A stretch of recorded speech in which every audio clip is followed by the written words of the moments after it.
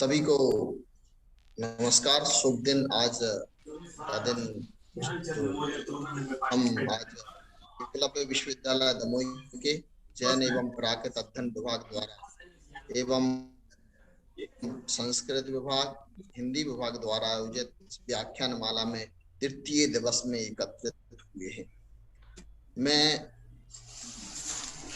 आज का विषय जो है शोध में कंप्यूटर की, इस विषय पर सब लोगों ने हमसे कहा कि आप इस विषय पर बोलें। कंप्यूटर का प्रारंभ में ही बता देता हूँ, कंप्यूटर का अपन को इतना नॉलेज नहीं है, ना अपन उसके विद्यार्थी रहे हैं। हम तो संस्कृत, प्राकृत और हिंदी के विद्यार्थी रहे हैं, पर भाई साहब लोगों की, हमारे वरिष्ठ प्राध्यापकों लोगों की ऐसी भावना रही है कि लोगों के पास वह जानकारी पहुंचे, तो इसलिए मैं आप सभी के सामने आया हूँ। सर्वप्रथम मैं धन्यवाद देता हूँ गुरुजी आदरणीय श्री सप्तन जी जैन फौजदार साहब को कि जिन्होंने प्रेरणा दी। उसके बाद हमारे कला एवं मानविक संकाय के डीन आदरणीय श्री डॉक्टर आशीष जैन जी को कि जिन्होंने उत्साहवर्धन किया पीछे से कि आप करिए, हम आगे सहयोग करेंगे, जैसा रहेगा हम आपका कार्य संपन्न कराएंगे। उसके बाद द्वितीय भ्राता आदरणीय श्री डॉक्टर अभिषेक जैन जी का कि जो आज की इस सत्र की अध्यक्षता कर रहे हैं, उन्होंने भी एक संबल बढ़ाने का कार्य किया है। तो मैं सभी लोगों को धन्यवाद देते हुए एकलव्य विश्वविद्यालय को कि मैं आज आप सभी के बीच में उपस्थित हुआ हूँ। मेरा विषय है शोध में कंप्यूटर की उपयोगिता। आप समझें, कंप्यूटर शब्द की जो उत्पत्ति हुई है, तो कंप्यूटर शब्द जो अंग्रेजी का है उससे हुई है। उसका अर्थ होता है गणना करना, इसीलिए उसका नाम हिंदी में संगणक रखा गया है। जिसमें गणना की जाए उसका नाम है कंप्यूटर। दूसरा शब्द लगा हुआ है शोध। तो शोध का अर्थ अंग्रेजी भाषा में जहां हम जाएंगे उसका अर्थ होता है रिसर्च। तो रिसर्च का मतलब होता है खोजना, बार बार जिस चीज को खोजा जाए उसका नाम है रिसर्च। तो शोध के कार्य में हम कंप्यूटर की क्या उपयोगिता समझ सकते हैं, इस विषय को आज हम यहाँ समझेंगे। कंप्यूटर हमारे जीवन का अभिन्न अंग बन चुका है। इसमें जीवन के प्रत्येक क्षेत्र में आम आदमी को भी लाभान्वित किया है और आगे भी कर रहा है। हर क्षेत्र में व्यक्ति को, किसी भी क्षेत्र में व्यक्ति जाए, शिक्षा के क्षेत्र में जाए, स्वास्थ्य के क्षेत्र में जाए, सुरक्षा के क्षेत्र में जाए या बैंकिंग के क्षेत्र में जाए, आदि सभी क्षेत्र, किसी भी क्षेत्र में उसको जाना पड़े, उसको कंप्यूटर की आवश्यकता बहुत जरूरी होती है। तो इसमें हमें ये समझना है कि जो कंप्यूटर है वह कंप्यूटर भी अलग अलग विभागों में विभक्त किया गया है। एक तो होता है उद्देश्यीय कंप्यूटर और एक कार्य के आधार पर भी कंप्यूटर होता है। तो कार्य के आधार पर जो कंप्यूटर होता है उसका नाम होता है डिजिटल कंप्यूटर, जिसमें डेस्कटॉप कंप्यूटर और लैपटॉप कंप्यूटर आते हैं। इसमें उद्देश्य के आधार पर भी सामान्य उद्देश्य कंप्यूटर होता है जिसका हम सभी लोग उपयोग करते हैं। तो सामान्य उद्देश्य कंप्यूटर क्या है? उसमें अपन दस्तावेज तैयार कर सकते हैं, उससे प्रिंट निकाल सकते हैं, डाटाबेस बना सकते हैं, आदि मेल कर सकते हैं, आदि सभी कार्य कर सकते हैं। और जो विशेष उद्देश्य कंप्यूटर होते हैं उनका माध्यम ये होता है, वो इंजीनियरिंग के क्षेत्र में जाइए या बिजली विभाग, मौसम विभाग आदि के लिए वो अन्यत्र जगह कार्य करते हैं। हम सामान्य उद्देश्य कंप्यूटर का उपयोग करते हैं शोध के क्षेत्र में। और कंप्यूटर के अवयव जो होते हैं, जैसे प्रिंटर है, स्कैनर है, या पेन ड्राइव है, हार्ड ड्राइव है, इनका भी हम शोध के क्षेत्र में उपयोग करते हैं। तो सर्वप्रथम पहले क्या होता था कि सीडी आदि के माध्यम से भी हम डाटा को एक संग्रहित स्थिति में एक जगह रखते थे। अब हम क्या करते हैं वर्तमान समय में, पेन ड्राइव में, हार्ड डिस्क में भी हम रखते हैं। इसमें किस किस चीज की आवश्यकता पड़ती है हम उस पर प्रकाश डालें। आज वर्तमान समय में तो कंप्यूटर बहुत उपयोगी हो चुका है।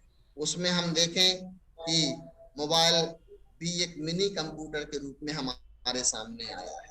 मोबाइल पर हम पुस्तकों को डाउनलोड कर सकते हैं, डाउनलोड करने के बाद उसको हम पढ़ सकते हैं, तो मोबाइल का कार्य हो गया।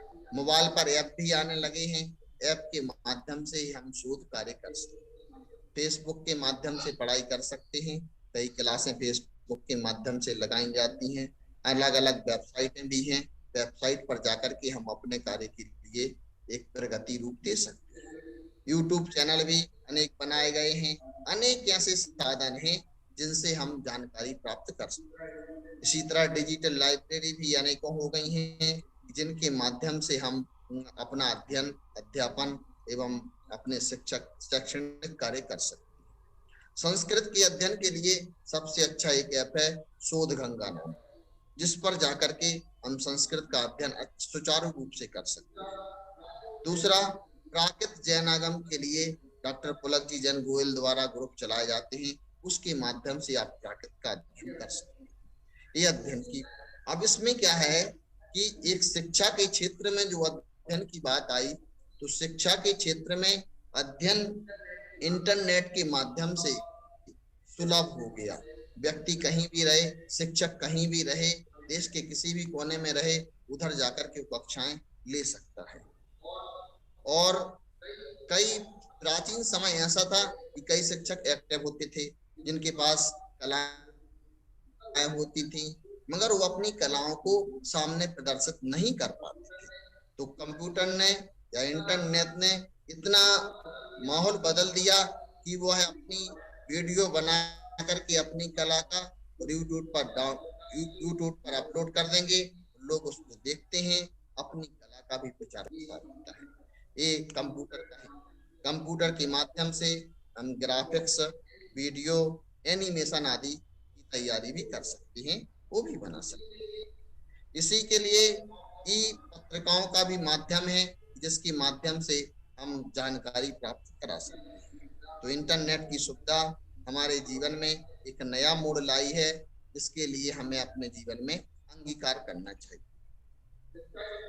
शिक्षा के क्षेत्र में जहां हम देखते हैं कि दूरस्थ शिक्षा के क्षेत्रों में भी कंप्यूटर का बहुत सहयोग हमें प्राप्त हुआ है। चाहे स्टूडेंट हो, चाहे अध्यापक हो, दुनिया के किसी भी कोने में बैठा हो, अगर उसके पास इंटरनेट है तो उसके पास सब कुछ है। अगर इंटरनेट नहीं है, नहीं है तो उसके पास कुछ नहीं है। वो इंटरनेट के माध्यम से सब कुछ कर सकता है। इसी तरीके से अब हम अपने विषय पर आएंगे। शोध के क्षेत्र में, शोध के क्षेत्र में इंटरनेट या कंप्यूटर की कितनी आवश्यकता होती है, कहां कहां से उसका प्रारंभ होता है। जैसे प्रवेश, पीएचडी प्रवेश के लिए, शोध के लिए जो विज्ञापन होता है, उसका मालूम भी हमें ऑनलाइन के माध्यम से चलता है। सभी विश्वविद्यालयों में ऑनलाइन फॉर्म भरे जाते हैं। विश्वविद्यालय में तो सर्वप्रथम प्रवेश हेतु विज्ञापन की संयोजना। दूसरा, प्रवेश हेतु सीटों की उपलब्धता, किस विद्यालय में किस विषय की कितनी सीटें हैं और उस सीट पर हमारे विषय की सीटें हैं उस विद्यालय में या नहीं है, इसकी भी जानकारी हम कंप्यूटर के माध्यम से या इंटरनेट के माध्यम से प्राप्त कर सकते हैं। पीएचडी प्रवेश फॉर्म भी इंटरनेट के माध्यम से आज भरने लगे हैं। सभी लोग इंटरनेट के माध्यम से ऑनलाइन फॉर्म भरते हैं। पीएचडी प्रवेश परीक्षा भी ऑनलाइन होती है। हमारे यहाँ भी ऑनलाइन टेस्ट हुआ था। इसी के थ्रू पीएचडी परीक्षा का परिणाम जो आता है, वो भी प्रवेश परीक्षा का परिणाम भी ऑनलाइन आता है। पंजीयन की प्रक्रिया भी ऑनलाइन होती है। कोर्स वर्क की क्लासें भी, कक्षाएं भी ऑनलाइन चलती हैं। तो ये सारे कंप्यूटर के, अगर फर्स्ट से लेकर के लास्ट तक पीएचडी का जो कार्य हो रहा है, वो सारा कंप्यूटर के माध्यम से, रजिस्ट्रेशन का कार्य भी कंप्यूटर के माध्यम से हो रहा है। अब लास्ट तक की जो प्रक्रिया आएगी, ऐसे 20 पॉइंट हैं शोध के लिए कि जिन पॉइंट आज का जो जर्नल प्रकाशन वाला इधर तक था। अब इसके बाद हम आपको बताएंगे कि जैसे जैन दर्शन के जो शोधार्थी हैं, उनके लिए ई लाइब्रेरी नाम से एक साइट है, उस पर जाकर के भी आप अनेक चीजें खोज सकते हैं।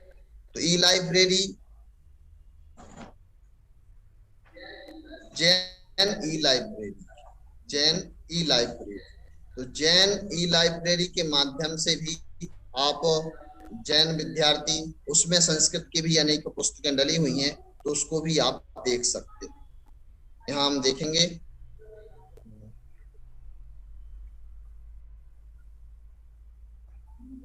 सर योगा की भी मिलेंगी इसमें? हाँ सारी सारी। जैन ई लाइब्रेरी आपको खोले, आपको कुछ नहीं करना है, इधर आपको पुस्तक का नाम डालना है।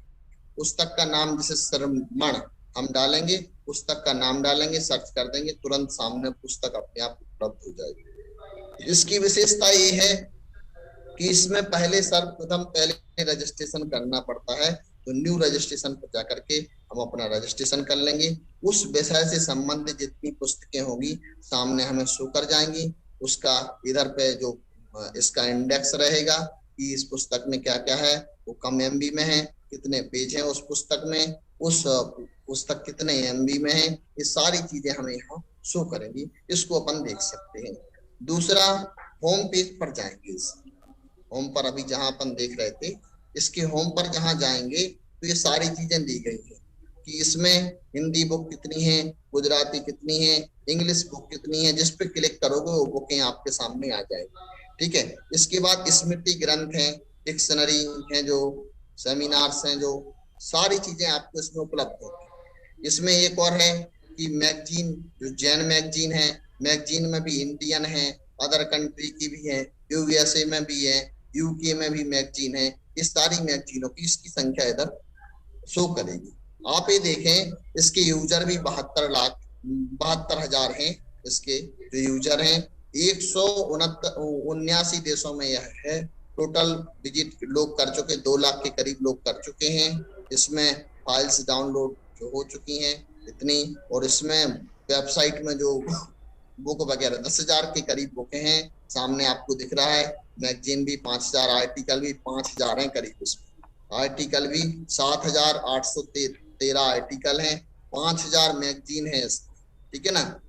ऑडियो वीडियो भी इसमें उपलब्ध है, तो आप इधर से भी देख सकते हैं। दूसरा, अगर जैसे शोध गंगा पर हमें अपना विषय नहीं मिलता, शोध गंगा की साइट जो है उस पर हमें विषय नहीं मिल रहा है, तो हम एक कैटलॉग नाम से भी एक वेबसाइट है जिसका नाम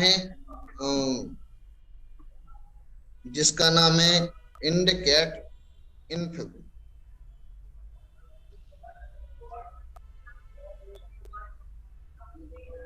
एक साइट है,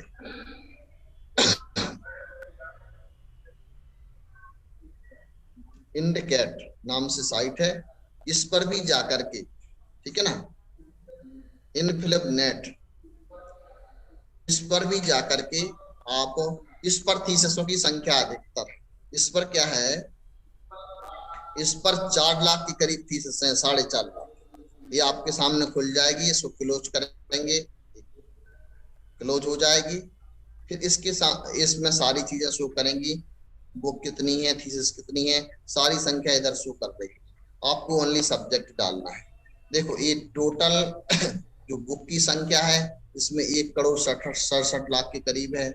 इसमें 4,41,683 थीसिस की कैटलॉग है, इसमें सूची है ओनली।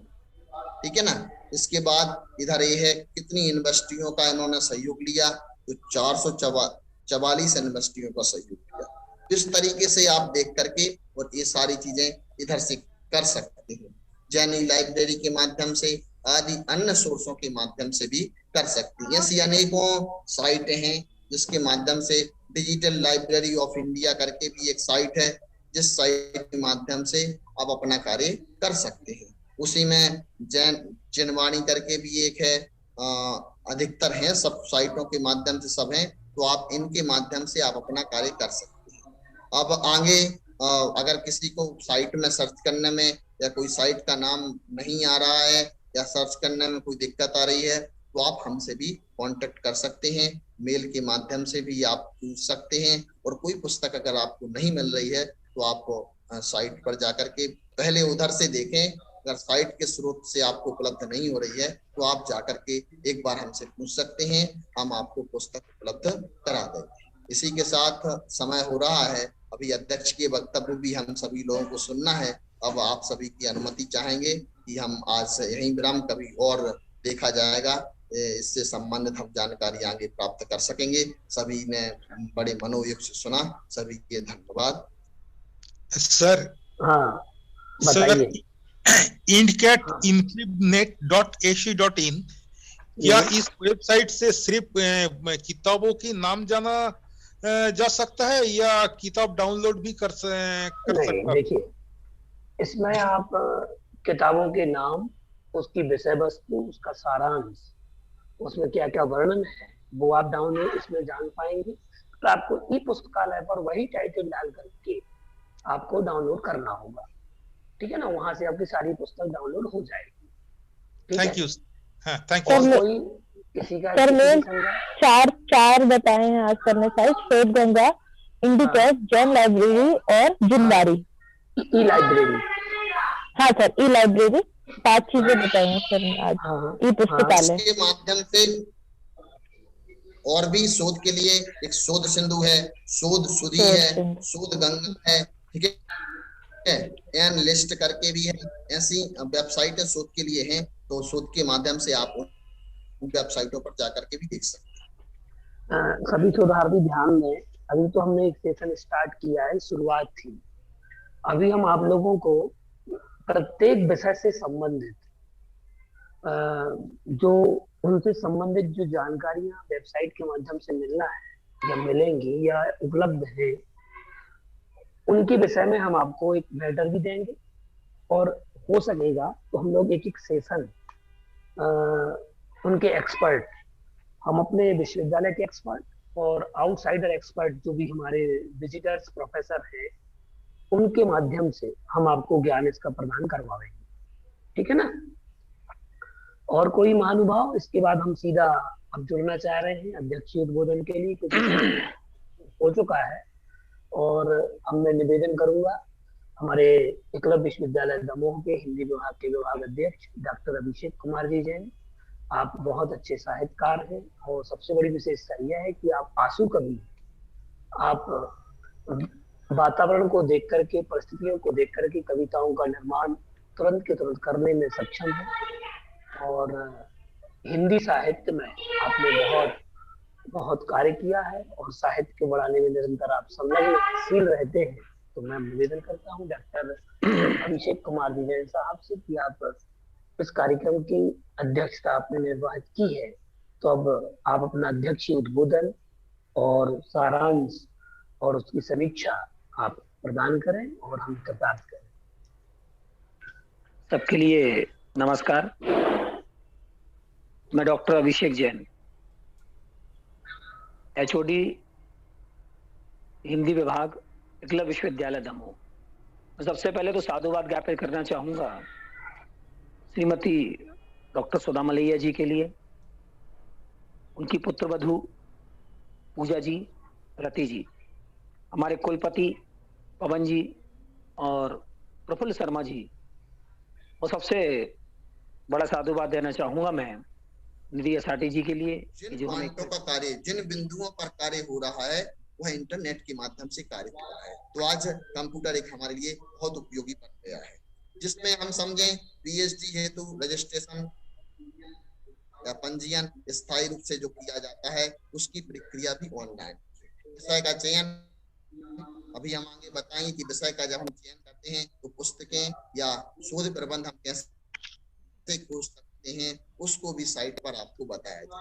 उसके बाद संकलन सामग्री का चयन, जो हमने सामग्री संकलित की है उसका चयन हम कैसे करेंगे, हम अपनी सिनॉप्सिस कैसे बनाएंगे, ये भी कंप्यूटर के माध्यम से हम जानकारी प्राप्त कर सकते हैं। टाइपिंग सिनॉप्सिस की जो टाइपिंग कराएंगे, किस फॉन्ट में कराना चाहिए, किस फॉन्ट में नहीं कराना चाहिए। इंग्लिश के लिए तो टाइम्स ऑफ रोमन है और हिंदी के लिए मंगल फॉन्ट जो अभी वर्तमान में चल रहा है उसमें हम करा सकते हैं। इसके बाद प्रगति विवरण भी ऑनलाइन प्रक्रिया होती है। सेमिनार, व्याख्यान, ऑनलाइन रिसर्च पत्रिकाओं कैसे हम खोजेंगे, वो जिस पत्रिका में हमारा आर्टिकल पब्लिश हो रहा है वो पत्रिका वैलिड है या इनवैलिड है, इसकी भी जानकारी आज के इस व्याख्यान में हम करेंगे। इसके बाद प्री सबमिशन, प्लेजियम जो प्लेजरिज्म होता है, थीसिस जमा करने की जो विधि होती है वो क्या होती है, शोध प्रबंधों जो विद्वानों के पास जाते हैं उनका मूल्यांकन कैसे होता है, कैसे वह मूल्यांकन करते हैं, उसकी मौखिक परीक्षा किस प्रकार होती है, क्रम से ये सारी चीजें इसके अंतर्गत। शोध प्रबंध का ई प्रकाशन कैसे किया जाता है, और ई प्रकाशन करने के बाद या किसी प्रकाशन अच्छे प्रकाशन से हमें छपवाना हो तो वैलिड होगा शोध प्रबंध या अनवैलिड होगा, इसकी भी जानकारी हम यहाँ से प्राप्त कर सकते हैं। अब हम जाते हैं कि कैसे हम शोध प्रबंध, जब हम विषय का चयन करते हैं तो उस समय हमारे माइंड में एक बिंदु होता है कि हम शोध विषय का चयन कैसे करें, उस विषय पर कभी कार्य हुआ है या नहीं हुआ है, उस विषय पर कार्य होना चाहिए या नहीं होना चाहिए, यह बिंदु हमारे मन में आता है। कई लोग कहते हैं कि इस विषय पर हमें मैटर नहीं मिल रहा है तो इस विषय पर हम कार्य नहीं करें, तो उसे हम कैसे खोज सकते हैं। तो सर्वप्रथम शोध गंगा नाम की एक वेबसाइट, शोध गंगा नाम की वेबसाइट है, वह है गवर्नमेंट की वेबसाइट है, यूजीसी के द्वारा लागू की गई है। उसको 2016 के अधिनियम के द्वारा उस पर एक साथ सारे शोध प्रबंध डाले गए, करीब 3,62,34,000 उस पर शोध प्रबंध डाले गए हैं, 8,000 के करीब सिनॉप्सिस हैं उसमें, और 500 कुछ यूनिवर्सिटी उससे कनेक्ट हैं। उन यूनिवर्सिटियों के सारे शोध प्रबंध उस पर डाले गए। अब शोध प्रबंध को कैसे खोजें हम आपको बताते हैं। साइट खोलेंगे शोध गंगा नाम से, शोध गंगा साइट खुली रहेगी। शोध गंगा साइट पर होम पर जाएंगे, होम पर जाने के बाद यह सर्च थीसिस शोध गंगा बताएगा, इसमें आप अपना विषय डालेंगे, जैसे अपन ने डाला संस्कृत और सर्च कर दिया, तो संस्कृत की जितनी थीसिस होंगी आपके सामने सारी आ जाए। अधिकतर रूप में इधर दिया है, थीसिस सारी दी गई कि संस्कृत की थीसिस इतनी है, आप इसको खोल सकते हो। उसके बाद स्थिति ये है कि जिस संस्कृत की थीसिस हमने खोली तो संस्कृत की थीसिस भी देखिए इधर कई पेजों में उपलब्ध हैं, ऐसे करीब 1278 संस्कृत की थीसिस हैं, उस पर गिनती आ रही कि 1278 थीसिस हैं। अब थीसिस को हम डाउनलोड कैसे करें, आप इधर आएंगे, आपने कहा संस्कृत वांग्मय में ये वाली थीसिस है, इस थीसिस को आपने खोला, आपके पास ये शो किया, इसमें इसकी डिटेल है, लिंक है, कैसे क्या किया जाएगा। इसको अपन क्लोज कर देंगे। क्लोज करने के बाद क्या हमारे सामने आगे बढ़ेंगे, इधर आएगा कि आपको टाइटल पेज डाउनलोड करना है, कि सर्टिफिकेट डाउनलोड करना है, उसकी सूची डाउनलोड करना है, कि विषय सूची डाउनलोड करना है, कि चैप्टर 1 डाउनलोड करना है, चैप्टर 2 डाउनलोड करना है। इस तरीके से सारे, जैसे हम प्रिंट पेज पे जाएंगे, प्रिंट पेज हमें डाउनलोड करना है, इधर आप खोलेंगे तो प्रिंट पेज आपके सामने डाउनलोड हो जाएगा, प्राकृत वांग्मय में सीता चरित्र। अब आपको ये दिखेगा किसने कार्य किया है, क्या किया क्या नहीं, ये सारी चीजें इसमें आपको उपलब्ध हो जाएगी। अब आप इसके पीछे जाएंगे, इसको पीछे जाएंगे, पीछे जाने पर क्या आएगा, इसमें पहले हमने खोज लिया कि विषय के नाम से। अब हम देखते हैं कि हमें अगर विषय के नाम से नहीं मिल रही तो हम कैसे करेंगे उसको। आगे इधर जाएंगे, शोध गंगा दोबारा खोलेंगे उसको, शोध गंगा को, ये शोध गंगा की वेबसाइट है, इस पे 3 चीजें दी गई हैं, आपको आगे मालूम चलेगा। देखो थीसिस कितनी है, 3,34,800, सिनॉप्सिस कितनी डली हुई हैं, ये सारी चीजें इसमें उपलब्धता बता रहा है। इसके बाद हम देखते हैं कि इधर यूनिवर्सिटी जो शो कर रही है, पहले नंबर जब आप खोलेंगे तो टॉप 10 यूनिवर्सिटी आपको शो करेगी कि इस यूनिवर्सिटी में इतना कार्य हुआ है। उसके बाद इधर शो करेगा लास्ट में शो ऑल यूनिवर्सिटी, इस पे आप क्लिक करोगे सारी यूनिवर्सिटी आपको शो कर जाएगी। अब आपको ये है कि यूनिवर्सिटी जहां शो कर रही है आप देखेंगे कि यूनिवर्सिटी जहां शो कर रही है, तो ये देखना है कि हमारे विषय की कितनी पीएचडी हुई है, हमें ये देखना है। तो आप क्या करेंगे कि उस यूनिवर्सिटी पर जाकर के क्लिक करें, आपको ये पता रहेगा कि इस यूनिवर्सिटी में कौन सा विभाग है, ये आपको मालूम होगा। तो उसमें नीचे सारे विभागों के नाम शो किए जाए। अभी आप खुल रही यूनिवर्सिटी, ये हमने खोली है राजस्थान यूनिवर्सिटी, तो इसमें यूनिवर्सिटी जैसे ही खुलेगी ना, ये खुल गई है यूनिवर्सिटी ऑफ राजस्थान। इसमें क्या है कि इसमें एक तरफ सन दिया है कौन से सन में कितनी पीएचडी हुई है। पहले ऊपर अपन जैसे देखेंगे तो राजस्थान यूनिवर्सिटी कितनी थीसिस डली, 672 थीसिस राजस्थान यूनिवर्सिटी की डली हुई है नेट पर जो उपलब्ध है। उसमें हमें देखेंगे इंग्लिश में, हिंदी में और अदर लैंग्वेज में कितनी कितनी थीसिस हैं, इसकी जानकारी यहाँ से प्राप्त कर सकते हैं। उसके बाद नीचे जाएंगे, आप देखेंगे कि आपका डिपार्टमेंट कौन सा है, उस डिपार्टमेंट पे क्लिक करेंगे। जैसे हमने देखा इकोनॉमिक्स या एजुकेशन, एजुकेशन की 2 थीसिस, इकोनॉमिक्स की 9 थीसिस राजस्थान यूनिवर्सिटी में ओनली। इधर इंग्लिश जो डिपार्टमेंट है उसकी 4 थीसिस है। ऐसे आगे बढ़ते जाएंगे, विश्वविद्यालय में जितने डिपार्टमेंट होंगे सारी थीसिसें यहाँ शो करेंगे। तो अपन देखेंगे हिंदी की 4, हिस्ट्री की। अब इस पे क्लिक करेंगे, क्लिक किया हिंदी वाले पे। आशीष सर, आपने जो अभी ये पेज ओपन किया है ना, शोध गंगा वाला, जिसमें यूनिवर्सिटी वाला पेज ओपन हुआ है, वो एक बार और स्टार्टिंग से बता देंगे क्या कि कैसे हमने यूनिवर्सिटी ओपन करी? एक बार और प्लीज। जी जी जी, इधर जाएंगे, शोध गंगा आपका खुला है, शोध गंगा आपकी साइट खुली हुई है, सामने है आपके। इसमें आगे जाना है, सारी चीजों की जानकारी अपन को इधर प्राप्त हो रही है। इधर आप जाएंगे, आपको इधर शो कर रहा है टॉप 10 यूनिवर्सिटी शो करेंगी ओनली, ठीक है ना। उसके बाद इधर जब आप जाएंगे तो इधर ऑल यूनिवर्सिटी शो कर, देखिए साइट से, इस साइट में ये 10 यूनिवर्सिटी, ऑल यूनिवर्सिटी पर क्लिक करना है। ऑल यूनिवर्सिटी पर जब आप क्लिक करेंगे तो सारी यूनिवर्सिटी, जितनी यूनिवर्सिटियों में थीसिस हुई है, सारी यूनिवर्सिटी शो करेंगे, और उन यूनिवर्सिटियों में कितनी थीसिस हैं ये भी आपको शो करे कि अपलोड कितनी थीसिस हुई है। देखिए, अब आप जिस यूनिवर्सिटी पर जाएंगे उस पे आप क्लिक कर सकते।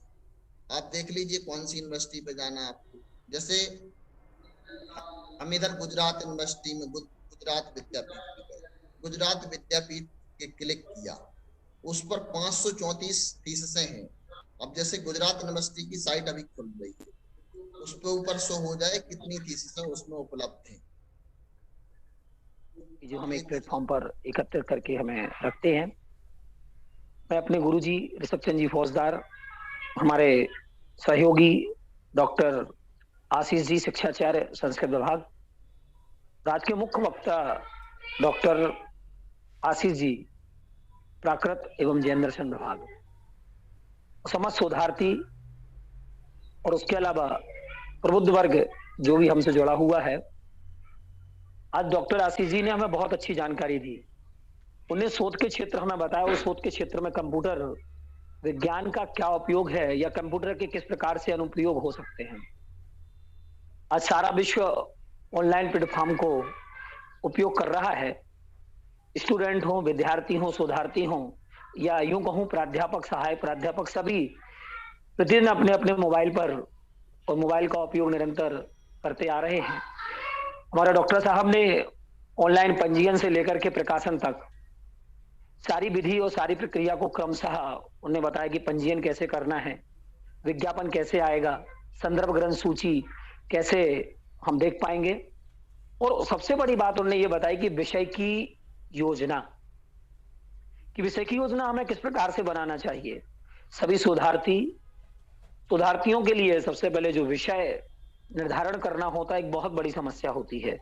समस्या कहूं या बहुत बड़ा प्रश्न कह होता है, समस्या तो नहीं है, क्योंकि मनुष्य जीवन में हर समस्या का समाधान यदि वो चाहे तो खोज सकता है, और उसकी खोज में मानव निरंतर, और खोज करने का नाम ही शोध है। इसलिए विषय की योजना किस प्रकार से उन्होंने बनाना है ये बताया। और जब विषय हमारा निर्धारित हो जाता है तो हम विषय को किस प्रकार से शोधित करेंगे, किस क्रम से हम रिसर्च वर्क करेंगे, प्रथम अध्याय क्या होगा, द्वितीय अध्याय क्या होगा, तृतीय क्या होगा, चौथा क्या होगा, पांचवा क्या होगा, उपसंहार क्या होगा, इस प्रकार सारे विषयों पर उन्होंने विस्तार पूर्वक जानकारी दी। उसके अलावा उन्होंने अनेक वेबसाइट्स, अनेक प्लेटफॉर्म्स हमें दिए, बताया। शोध गंगा पर 3,34,000 लगभग विषय के शोध प्रबंध वहां पर हैं। विश्वविद्यालयों की सूची है। ई लाइब्रेरी एक बहुत बड़ा प्लेटफॉर्म है हमारे लिए, जिसका प्रयोग हम कर सकते हैं। ये भी बहुत बड़ा प्लेटफॉर्म के बारे में उन्होंने जानकारी दी। अब ये तो ठीक है, हमने पीएचडी भी कर ली, शोध वर्क भी कर लिया, शोध कार्य भी कर लिया, लेकिन अब समस्या आती है कि शोध कार्य के अंतराल पर हर शोधार्थी के लिए कम से कम, यूजीसी ने नियम बनाया है कि कम से कम 2 से 3 लेख उसके प्रकाशित हों, क्योंकि 5 पॉइंट प्रमाण पत्र जो बनता है वो शोध लेख पर, आर्टिकल के आधार पर ही उसे वह प्रमाण पत्र मिला करता है, जो अनिवार्य है। कई विश्वविद्यालय उस 5 पॉइंट प्रमाण पत्र के लिए मांगते हैं। बिहार यूनिवर्सिटीज, बिहार में उसके लिए मांगा जाता है।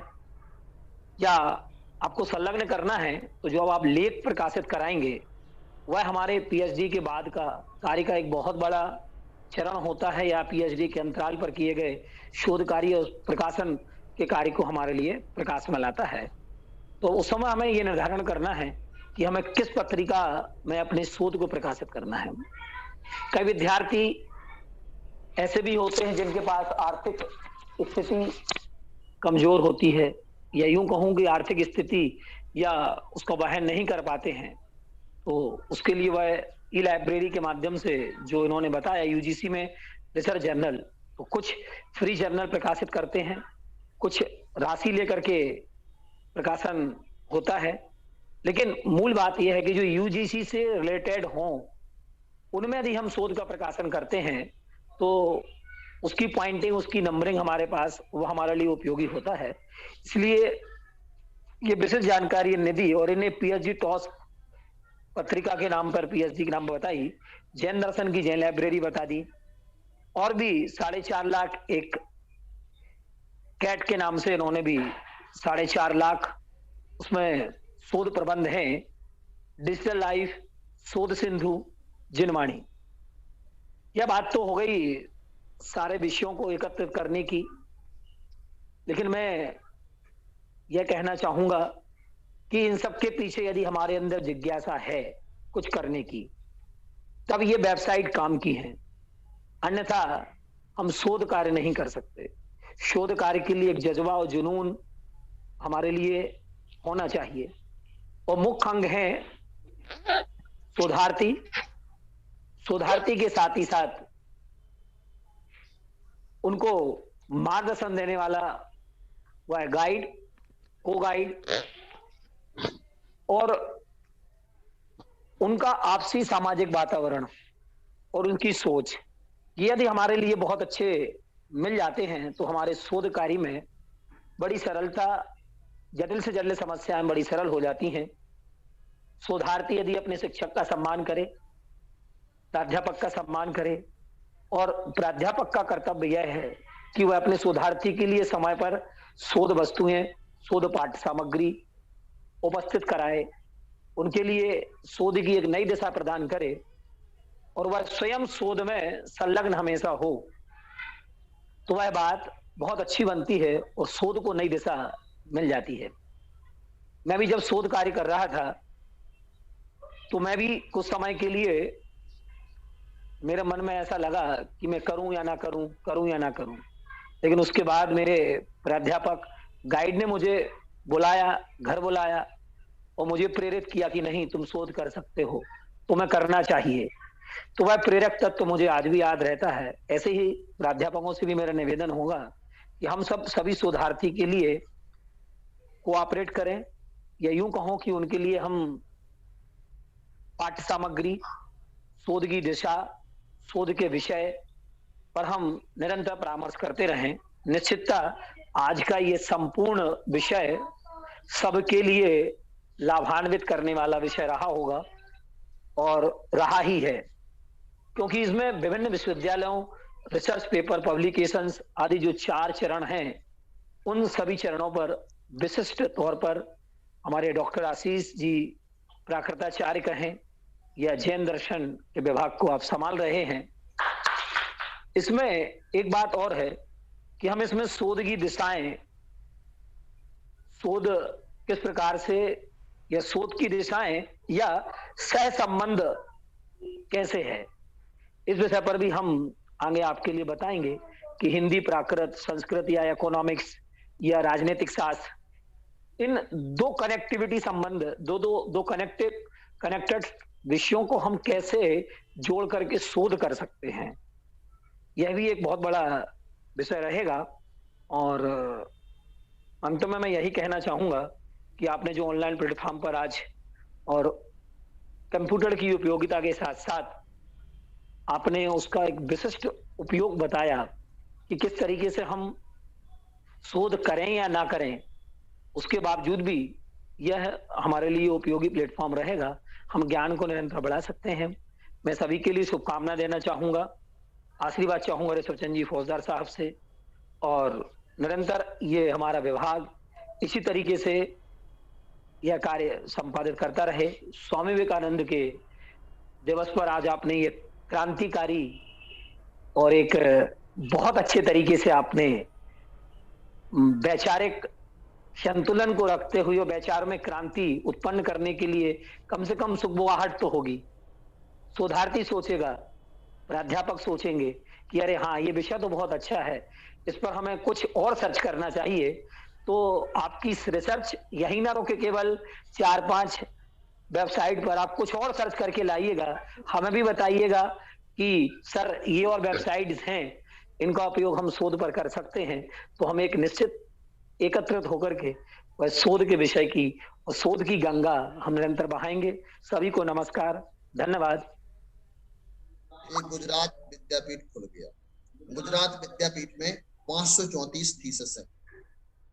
अब इसमें अपन को ये देखना है कि क्या है, इसमें सन लिखे हैं, जैसे आपको पता है कि इस सन में ये हुई है या इस लैंग्वेज में ये हुई है, तो इसमें से लैंग्वेज देख लेना है, इसमें से सन देख लेना है कि लैंग्वेज के माध्यम क्या रहे, हिंदी रहे, गुजराती रहे या इंग्लिश रहे, ये वाली स्थिति है। उसके नीचे जाएंगे, सारे डिपार्टमेंट शो करें कि इस डिपार्टमेंट से इतनी थीसिस, इतनी पीएचडी अभी तक हमारे इसमें आ चुकी हैं, वो उपलब्ध है। देखिए नीचे सारी शो करें, तो आप इस पर जाकर के देख सकते हैं कि हमें कौन सी क्लियर हुआ कि नहीं। इसमें से आप जाकर के देख सकते हैं कि कौन सी थीसिस हमें चाहिए। और आप इसमें भी वही प्रक्रिया है कि जैसे हमने देखा कि हिंदी डिपार्टमेंट में 82 थीसिस है, इसमें इधर जाएंगे, उसको क्लिक किया, क्लिक करने के बाद तुरंत खुल जाए,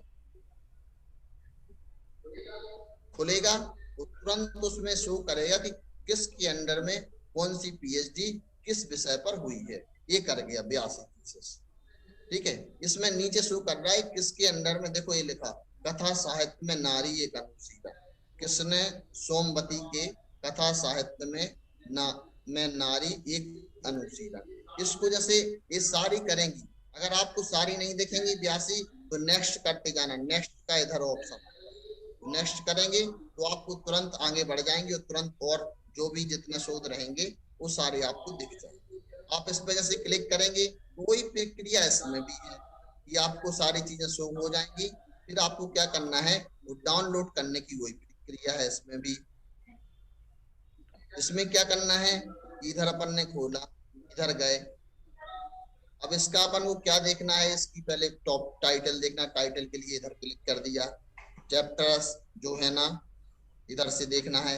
अब आपको ये देखना सबसे इसमें इम्पोर्टेंट होता है कि पहले अपन ने टाइटल देखा और टाइटल देखने के बाद उसका इंडेक्स देखा, इंडेक्स देखने के बाद इसने क्या कार्य किया। फिर इसके बाद होता है संदर्भ ग्रंथ सूची, जिसको हम देखते हैं कि इसने कौन कौन सी पुस्तकें उपयोग में ली हैं, क्या स्थिति में है, पुस्तकें कहाँ हैं। तो नीचे से हम या वीडियोग्राफी इधर होगा तो उसमें से हम वो डाउनलोड कर सकते हैं, तो आपको फिर उधर से सुलभता हो जाएगी। ये शोध गंगा, इसमें किसी को डाउट हो तो कोई भी व्यक्ति हमसे फोन पर पे चर्चा कर सकता है, हम आपको बता सकते हैं।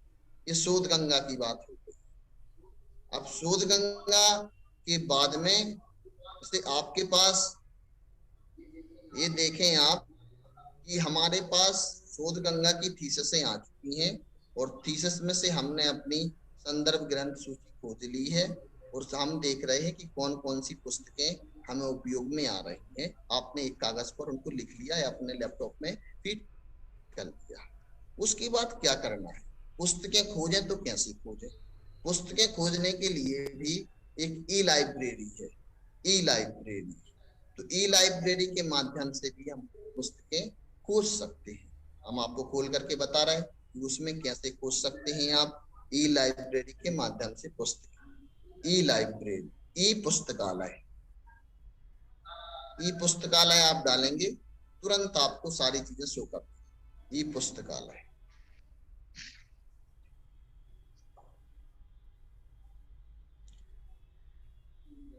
स्क्रीन शेयर कर रहे हैं। ई पुस्तकालय, ई पुस्तकालय जो है इधर आपको शो करेगा कि हिंदी की कितनी बुकें हैं, मराठी की कितनी है, संस्कृत की कितनी है, बंगाली कितनी है, ये सारी चीजें आपको उस पर शो करेगी। उसके बाद जैसे अपन होम पेज पर जाएंगे तो इस पे सारी पुस्तकें शो होंगी। इसके बाद इधर क्लिक करेंगे लैंग्वेज पे तो आपको सारी लैंग्वेज के हिसाब से पुस्तकें दिखेंगी। फिर उसके बाद जैसे अगर आपको लैंग्वेज में पुस्तकें नहीं मिल रही, अपन ने सोचा कि पुस्तकें हमें उसमें उपलब्ध नहीं हो रही, तो अपन क्या कर सकते हैं कि राइटर के नाम से भी पुस्तकें खोज सकते हैं। राइटर के नाम से जहां हम पुस्तकें खोजेंगे, राइटर कौन से राइटर ने कौन सी पुस्तकें लिखी हैं, सारे राइटरों के नाम आ जाएंगे। अगर आपको राइटर का नाम मतलब अल्फाबेटिकल में इधर अगर मालूम है, उस अक्षर पर आप क्लिक करेंगे तुरंत सारे राइटरों के नाम आपके सामने आ जाएंगे। जैसे हमने इधर ए पे क्लिक किया, अब डी पर क्लिक करेंगे। जैसे डी पर क्लिक किया तो डी से संबंधित जितने राइटर होंगे सारे राइटर आपके सामने आ जाएंगे। उन राइटरों की पुस्तकें हम जाकर ऊपर से डाउनलोड कर सकते हैं। डॉक्टर नागेंद्र जो है उनकी कौन कौन सी पुस्तकें हैं, उस पर क्लिक किया, सारी पुस्तकें आपके सामने आएंगी। डॉक्टर नागेंद्र जी की ये सारी पुस्तकें आपके सामने आ गई, आप उस पर जाकर के वो पुस्तक डाउनलोड कर सकते हैं। अब इसमें एक तो राइटर के माध्यम से हो गया, दूसरा है कैटेगरी के माध्यम से। इस कैटेगरी के माध्यम से सबसे पहले ये देखना चाहिए इसमें क्या है, इसमें साहित्य लिटरेचर कितनी, बाल पुस्तकें कितनी, हर विषय की पुस्तकें ई पुस्तकालय पे आपको मिलेंगी। हर धर्म की, जैन धर्म की, हिंदू धर्म की, बौद्ध धर्म की, हिस्ट्री की पुस्तकें इसमें हैं, इकोनॉमिक्स की पुस्तकें इसमें हैं। कोई भी विषय ऐसा नहीं है जिसकी पुस्तकें ई पुस्तकालय पे ना हो। देखो आप देखें साहित्य कितना है, 10,000 पुस्तकों के करीब में है। धार्मिक पुस्तकें जो हैं इसमें कितनी हैं, जैन धर्म की 1366 पुस्तकें इसमें डली हैं। उसको भी अपन हिस्ट्री की जो पुस्तकें हैं तो 2466 पुस्तकें इसमें हिस्ट्री की डली हुई हैं। ऐसे आगे जाएंगे, पौराणिक कितनी है, काव्य कितने हैं, कहानियों की कितनी है, कहानियां पर कोई कार्य कर रहा है तो उसमें से कहानी की देख सकते हैं। तो कहानियों के लिए भी इधर शो कर रही कि लोक कथा की हैं, ऐतिहासिक कथा की हैं, लघु कथा की हैं, कि दंत कथा की हैं। ऐसे भारत से संबंधित कितनी पुस्तकें हैं, संदर्भ पुस्तकें कितनी है, पीएचडी के लिए सबसे जरूरी होता है संदर्भ पुस्तकें। संदर्भ पुस्तकें कितनी है, विज्ञानी कितनी है, अर्थशास्त्री कितनी है, ये सारे आप खोलेंगे कैटेगरी में तो सारी चीजें, जीवनी कितनी, शिक्षा की कितनी, उपन्यास आदि सारी पुस्तकें आपको इधर से मिल जाए। अब ये चीज है कि हम मालूम कैसे करें कि सारी पुस्तकें हमें उपलब्ध हो रही हैं, डाउनलोड करने की विधि या कैसे स्थिति बनाएं, तो आप देख सकते हैं। साहित्य की पुस्तकें अपन ने देखा, साहित्य पे क्लिक किया, साहित्य से संबंधित सारी पुस्तकें अपने सामने आ जाएंगी। तो अपन ने जैसे देखा सुमित्रानंद पंत की अपन को पुस्तक डाउनलोड करना है तो उस पर जाकर के क्लिक करेंगे, सारी पुस्तक हमारे सामने खुल जाएगी। पुस्तक खुलते समय ही उसके लेखक का नाम, पुस्तक हिंदी में है या इंग्लिश में है ये मालूम चल जाएगा, कितने MB में पुस्तक है, उसमें पृष्ठ कितने हैं, वह जीवनी है कि साहित्य से संबंधित है, क्या है। इसके बाद आएगा, इसमें अकेली आप पुस्तक देख सकते हो फर्स्ट ऑप्शन से। दूसरे से ई बुक डाउनलोड, इससे पुस्तक डाउनलोड कर सकते हैं। तीसरा है सर्च और अमेज़न वाला, इस पर क्लिक करके आप ये देख सकते हो कि ये खरीदने के लिए हमारे लिए उपलब्ध हो रही है या नहीं। ई पुस्तकालय ए ऐप है, इस ऐप को डाउनलोड करके आप अपने मोबाइल पर भी उस पुस्तक को देख सकते हो। इसके बाद ऑनलाइन पढ़ने के लिए भी इस साइट में ऑप्शन दिया गया है, आप इसको देख करके ऑनलाइन पढ़ भी सकते हैं। एक पुस्तक अपन डाउनलोड करके देखेंगे, फिर उसके बाद हम आगे आपको बताएंगे। जैसे ये पुस्तक है, अब इस पुस्तक को ऐसे ये दिख रही है, इसको अपन को डाउनलोड करना है, तो इधर डाउनलोड करने के लिए ई बुक डाउनलोड करेंगे, तुरंत वो बुक डाउनलोड हो जाएगी। और जब ये बुक डाउनलोड पीडीएफ, इधर पीडीएफ लिखा आएगा, तो पीडीएफ पर आपको क्लिक करना है। पीडीएफ पर जैसे ही क्लिक करेंगे वो पुस्तक आपके सामने डाउनलोड होगी, और जैसे जैसे डाउनलोड होती जाएगी तो आपके सामने आपको मालूम चलता जाएगा कि ये पुस्तक डाउनलोड हो रही है। अभी डाउनलोड हो जाएगी तो हम आपको बताएंगे। उसके बाद है ए है, इसमें टाइटल के नाम से बुकें डली है कुछ।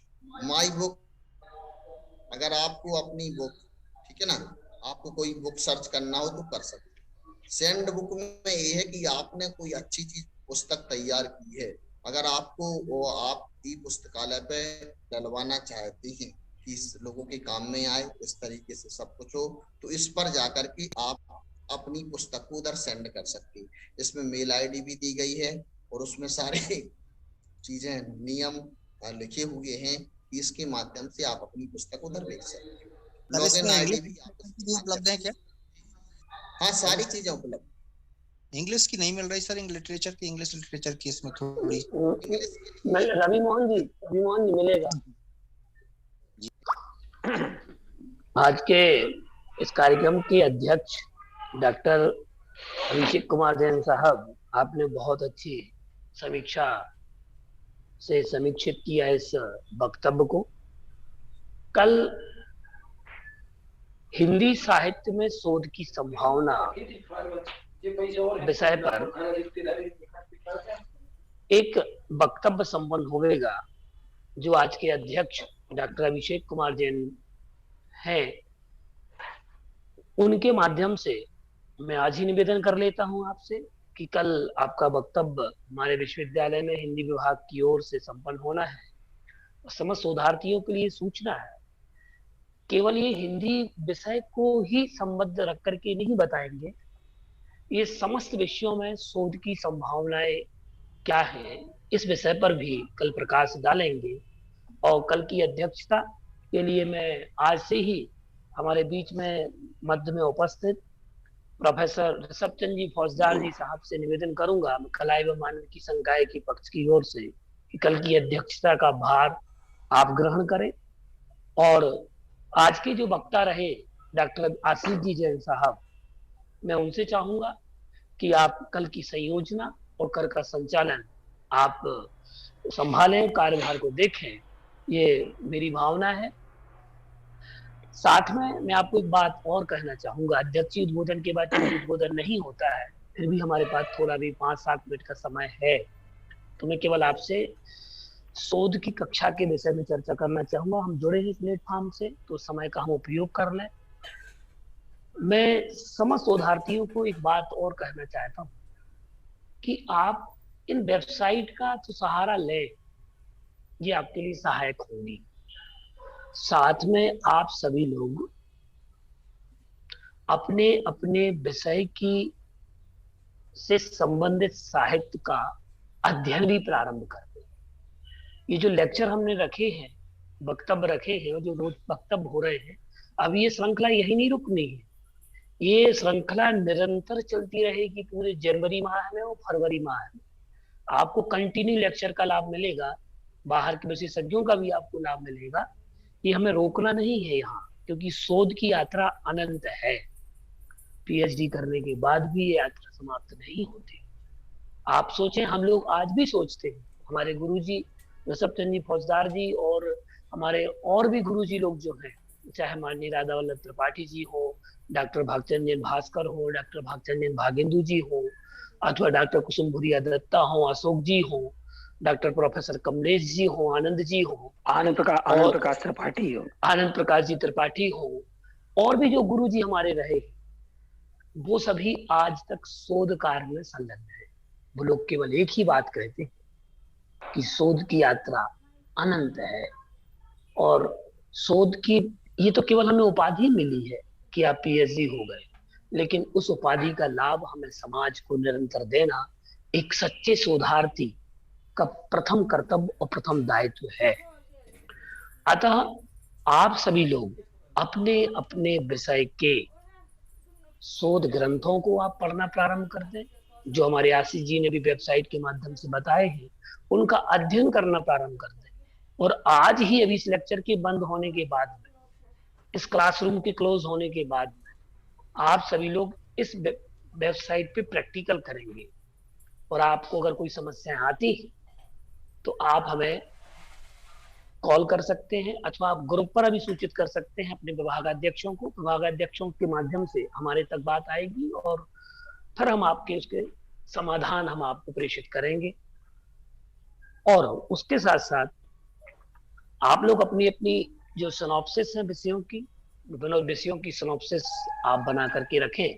आपके विभागाध्यक्षों ने आपको उसका प्रारूप प्रदान कर दिया होगा, और आप उस प्रारूप के अनुसार आप अपने पूरे विषयों की सिनॉप्सिस तैयार करें। इसके उपरांत शोध का जो रिव्यू ऑफ लिटरेचर होता है, उस रिव्यू ऑफ लिटरेचर में आपको एक रिपोर्ट तैयार करनी होगी सिनॉप्सिस के अतिरिक्त, जो करीब 30 पेज की होगी रिपोर्ट। उसमें आपकी सिनॉप्सिस भी सम्मिलित होगी। आपको सारे कारण, उद्देश्य, प्रस्तावना, उसकी फाइंडिंग, इन्हीं बिंदुओं का थोड़ा विस्तार कर देना है जो आपने सिनॉप्सिस में लिखा है। तो ये चर्चा आपके विभागाध्यक्ष, आपके गाइड इस विषय में आपसे चर्चा करेंगे।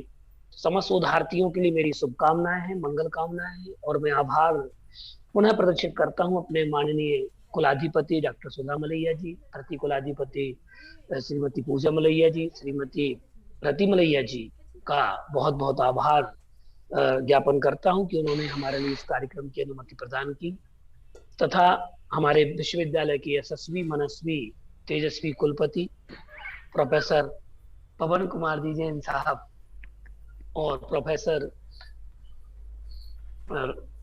प्रफुल्ल शर्मा जी, जो कि हमारे वर्तमान रजिस्ट्रार हैं, उनके लिए भी मैं आभार ज्ञापन करता हूं कि उन्होंने हमें इस कार्यक्रम को करने के लिए अनुमति प्रदान की। साथ में हम जिस प्लेटफॉर्म पर बैठे हैं, ऐसे आईटी सेल से श्री राम नरेश जी और डॉक्टर निधि असाटी जी का मैं धन्यवाद ज्ञापन करता हूं। प्रोफेसर ऋषभ चंद जी, हमारे कला एवं मानविकी संकाय के और हमारे विश्वविद्यालय के समस्त विभागों के विभागाध्यक्ष, doctor Usha Khandelwal, doctor Vandana Pandey, doctor SP Bhadauria, doctor Sudhir Gautam, doctor Suryanarayan ji Gautam, doctor Santosh ji Puri और doctor Archana ji Pathak, doctor Ashish ji, doctor Manisha Dixit, doctor Pawan Kumar ji Sharma और doctor Sama Khanam, dean of applied science, और हमारे शिक्षा विभाग के समस्त पदाधिकारी, विभागाध्यक्षों के लिए भी मैं बहुत बहुत आभार ज्ञापित करता हूं। और सबसे मूल ज्ञापन, ये आभार ज्ञापन करना चाहूंगा अपने समस्त शोधार्थियों का, कि आप लोग इस सेशन का बहुत अच्छे से आप लाभ ले रहे हैं।